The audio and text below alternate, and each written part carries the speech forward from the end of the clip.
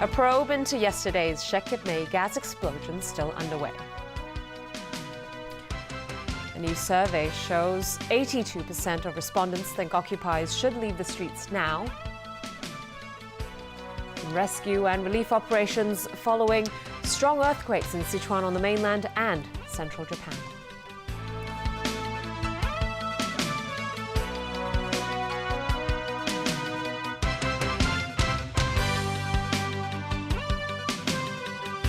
Good evening. 6 of the 9 firefighters injured in yesterday's gas explosion in Shek May remain in critical condition tonight. Chief Secretary for Administration Carrie Lam visited the injured in hospital earlier today, while the police investigation into the blast continues. Ronnie Samtani has more. Officers from the Kowloon West Regional Crime Unit arrived at the Shek May estate this morning to continue their investigation on the 11th floor of Mei Ying House. Residents living on that floor are still not able to return home, but were allowed to go back to their unit briefly to collect some of their personal belongings. This resident found her flat flooded. The door has to be repaired, and we need a new refrigerator, she says. The housing authority has promised to repair any damages caused to units in the building. It set up a counter in the building lobby so that residents affected by yesterday's explosion could register their names and contact details. A group of engineers also visited the site of the explosion to examine the damage, and officers from the government laboratory collected glass samples for testing. Secretary for Food and Health Ko Wing-man said many of the injured firefighters may have inhaled an extremely hot, chemically infused smoke. He explained that the shock wave from the explosion also threw people against hard objects. That's believed to have happened to the firefighter who sustained more serious injuries. Chief Secretary for Administration Carrie Lam visited the firemen at the hospital this afternoon. She said doctors told her that the principal fireman suffered a major trauma and is not out of danger yet. She promised that the government will provide assistance to those injured and wished them a speedy recovery. In addition, Director of Fire Services Lai Man-hin went to see injured colleagues again today. He said an investigation into the case is still ongoing. The gas explosion came yesterday morning at Shek May estate while firefighters were responding to a gas leak report. A 56-year-old man was found dead in the flat where the blast occurred, and 12 others were injured, including 9 firemen. Police are not ruling out that the deceased might have tried to commit suicide or was mentally ill. A special investigation team has been set up to look into the incident. Ronnie Samtani, TVB News. It's day 57 of the Occupy movement. Protesters remain out on the streets in Admiralty, Causeway Bay and Mongkok. Meanwhile, results of a new People's Party survey out today show that 82% of respondents believe the occupiers should leave the streets now. Legal sector lawmaker Dennis Kwok thinks the movement does need to branch out away from the streets. He also expressed full confidence in Hong Kong upholding the rule of law. The survey of some 1,700 people was conducted at 36 locations across Hong Kong. 82% of respondents thought protesters should leave the streets as soon as possible, with only 6% disagreeing. 66% of the respondents were against the Occupy movement, while 10% supported it. I think the survey findings that the majority believes the occupation should stop is in line with other findings and with general community opinion. The survey also found that different age groups had varied understandings of the concept of rule of law. More than 30% of respondents under age 18 and between ages 18 and 29 believed the rule of law would not be undermined if protesters defied a court injunction. But 90% of those aged 60 or above believed defying it would damage the rule of law. Legal sector lawmaker Dennis Kwok today called on protesters to heed the court injunctions. But he pointed out that the rule of law is not tested by people breaking the law.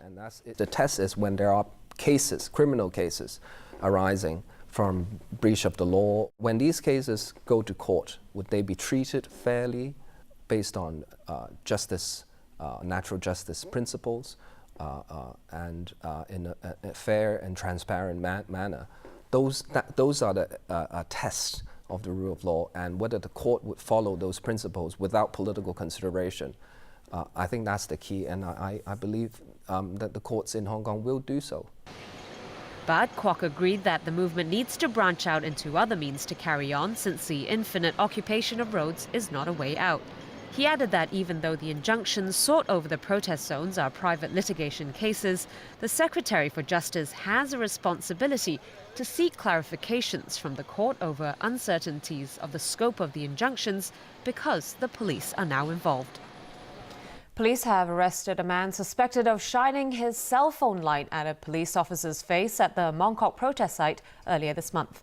The man will appear at Kowloon City Magistracy tomorrow to face a count of obstructing police in execution of duty. Surnamed Lo, the 28-year-old was arrested in Central.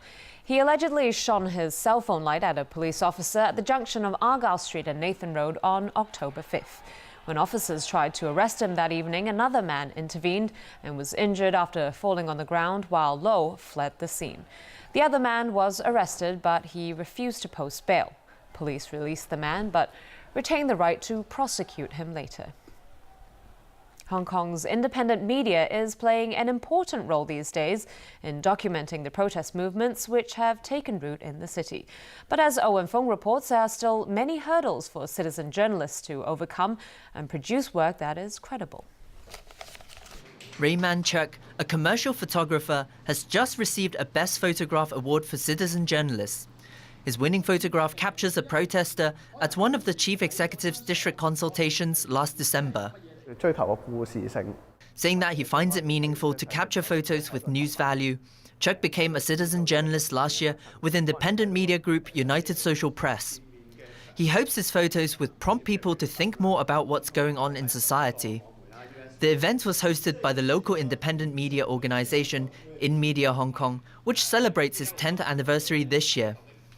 It sought to recognise the recent growth in local grassroots journalism as more people become engaged firsthand in social and political issues.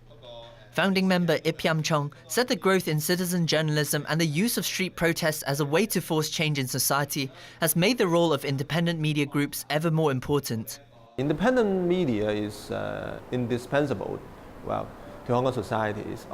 Compared to individual netizens, we organize our media content better in terms of assembling and verifying facts and also providing a critical account of what's happening in our societies.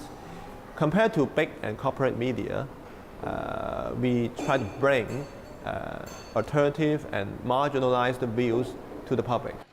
Acknowledging criticism of grassroots journalism over objectivity and quality, Ip said In Media is now drafting a handbook for citizen journalists to offer some guidelines. The Hong Kong Journalists Association agrees the city needs to better nurture its independent media culture. We have to help the independent medias, the citizens journalists to do their better job. For example, I think the government should provide them access to the government press conference, and because they were denied entry for several times. And I think this is not good for the freedom of information. The government should recognize their social function. Hung also believes fostering a healthy independent media scene is important because it empowers members of the public. It can also heighten people's sense of civic duty and citizenship. Owen Fung, TVB News. On the mainland, the death toll from yesterday's earthquake in Sichuan province has risen to 4, with 54 people now injured. Among those injured, 42 children were hurt in a stampede while trying to escape their primary school. Sichuan officials say 30 homes were destroyed and more than 2,600 suffered serious damage. The U.S. Geological Survey says the magnitude 5.9 quake hit about 30 kilometers from the county of Kangding. China's seismological agency put the magnitude at 6.3. Authorities say 55,000 people have been affected by the quake. The central government has ordered the military and armed police to support and help with the quake relief. And an earthquake in neighbouring Japan. At least 39 people were injured and 37 homes were destroyed after a quake hit central Japan last night. Officials are thankful no one was killed, given the power of the quake and that it struck in a mountainous part of the country. Helicopter surveys today showed more extensive damage than earlier thought from last night's earthquake in central Japan, an area which played host to the 1998 Winter Olympics. Officials say dozens of homes were destroyed in 2 villages and scores of people were injured, including 7 seriously, mostly with broken bones. Disaster management officials say it was fortunate there were no deaths reported despite the extent of the damage. The fact that it struck in a sparsely populated area and that neighbours were able to assist each other until help arrived also kept casualty numbers low.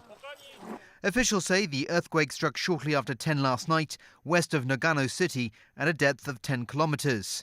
Since the quake occurred inland, there was no possibility of a tsunami. The Japan Meteorological Agency revised the tremor's magnitude from a preliminary 6.8 to 6.7, while the US Geological Survey measured it at 6.2. Agency officials warn there could be aftershocks in the coming week and warn people to stay vigilant. Japan's Nuclear Regulation Authority said no abnormalities were reported at 3 nuclear power plants in the affected areas. All of Japan's nuclear plants are offline, following a magnitude 9 earthquake and a massive tsunami in 2011 that sent 3 reactors at the Fukushima Daiichi plant into meltdown. Another day without a decision from a grand jury on whether to bring charges against a white police officer who fatally shot a black teen in the U.S. suburb of Ferguson, Missouri. As the wait continues, authorities are bracing for the worst in a case that has strained race relations and triggered a national debate over police violence. James Aitken reports. Thanksgiving weekend in a community on edge. The August 9th shooting of black teenager Michael Brown has sparked sometimes violent protests in a suburb where 2/3 of the residents are black, but the police force is almost entirely white. At a makeshift memorial, a steady stream of people pay their respects to the 18-year-old whose death has shaken the nation. Violence beget violence, get us nowhere as a people, as a person, as a place, as a nation. It get us nowhere. At a nearby apartment complex where his son was gunned down, Brown's father hands out Thanksgiving turkeys to residents. That's a great feeling. Give back. You know, show my love back to the community. That's the reason why I'm out here. Show how I feel about them, you know. A 12-member panel must decide whether to bring charges against police officer Darren Wilson, who said he fired on Brown in self-defense. Brown's friend says the teenager had raised his hands in self-defense and was trying to surrender. As small demonstrations continue, groups across the country have promised to take to the streets again in large numbers if Wilson is not charged.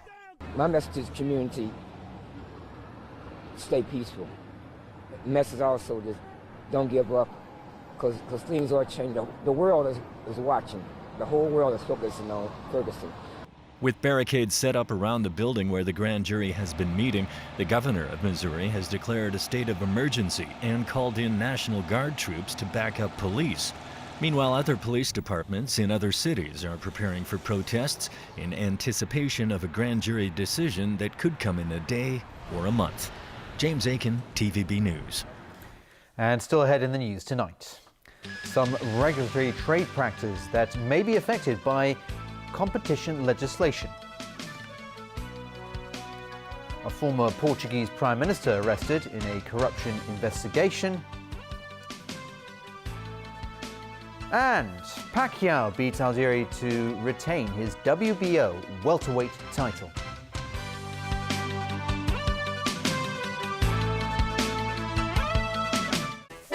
I'm starting to feel a little bit of gold fever come on myself. Strike it rich in the Golden City. This is actually a nugget they found. Ride along the scenic Shipwreck Coast and follow in the footsteps of Australia's most infamous bandit. Monday, Globe Trekker at 8:30 on Pearl. Wednesday. 10 years ago, the serial killer known as Red John killed my wife and daughter. Today, we're pleased to announce that we finally have a name. May I have your attention, please? Who the hell are you? FBI Supervisory Agent Dennis Abbott. The FBI is closing down your organization right now.